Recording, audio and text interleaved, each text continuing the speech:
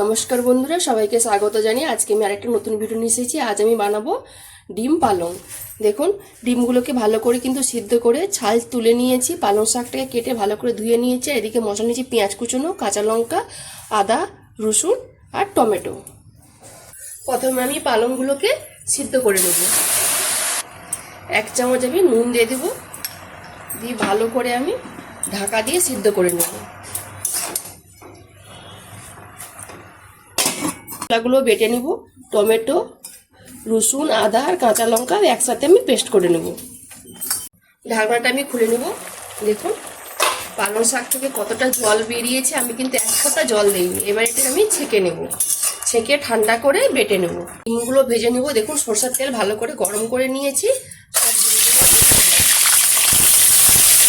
অল্প একটু হলুদ গুঁড়ো আর সামান্য একটু নুন।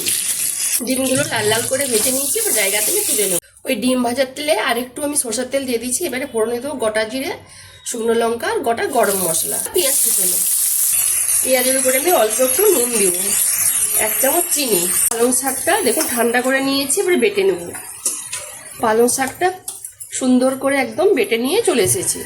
পেঁয়াজটা আমার লাল লাল করে ভাজা হয়ে গেছে। এবার দিয়ে দেবো বেটে রাখা মশলা, আদা, রসুন, টমেটো আর কাঁচা লঙ্কা একসাথে আমি পেস্ট করি। মশলাটা দিয়ে আমি একটু ভাজা ভাজা করে নিয়েছি। এবারে আমি গুঁড়ো মশলা দিব, 1 চামচ হলুদ গুঁড়ো, 1 চামচ জিরে গুঁড়ো, 1 চামচ ধনে গুঁড়ো, 1 চামচ ঝাল লঙ্কার, 1 চামচ কাশ্মীরি লঙ্কা করে সব মিশিয়ে নিব।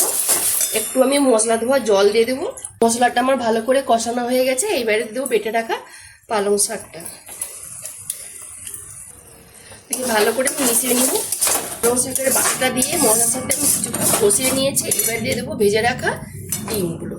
সামান্য একটু জল দিব, অল্প একটু নুন দিব। সিদ্ধর সময় তো নুন দিয়েছিলাম, তাই জন্য অল্প একটু নুন দিব। জল দিয়ে আমি 3-4 মিনিট ভালো করে কষিয়ে নিয়েছিলাম।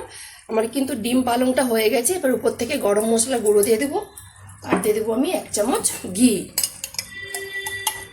ভালো করে মিশিয়ে আমি নামিয়ে নেব। পালংয়ের ডিম কারিটা আমি জায়গাতে ঢেলে নিয়েছি। দেখুন, দেখতে কত সুন্দর লাগছে। কালারটা একদম সবুজ আছে। এটা খেতে কিন্তু সত্যি অসাধারণ লাগে। গরম ভাতে, রুটি, পরোটা যে কোনো দিয়ে খাওয়া যায়। যদি আজকে রেসিপিটা ভালো লেগে থাকে তাহলে অবশ্যই একবার বাড়িতে বানিয়ে খাবেন আর আমাকে কমেন্টে জানাবেন। যেসব বন্ধুরা আমার রান্নার ভিডিও দেখতে পছন্দ করেন তারা আমার পেজটাকে লাইক, কমেন্ট, শেয়ার করবেন। যারা ইউটিউব চ্যানেল থেকে দেখছেন তারা সাবস্ক্রাইব করে পাশের ঘন্টাকে ক্লিক করবেন। সবাই ভালো থাকুন, সুস্থ থাকুন আর সাবধানে থাকুন।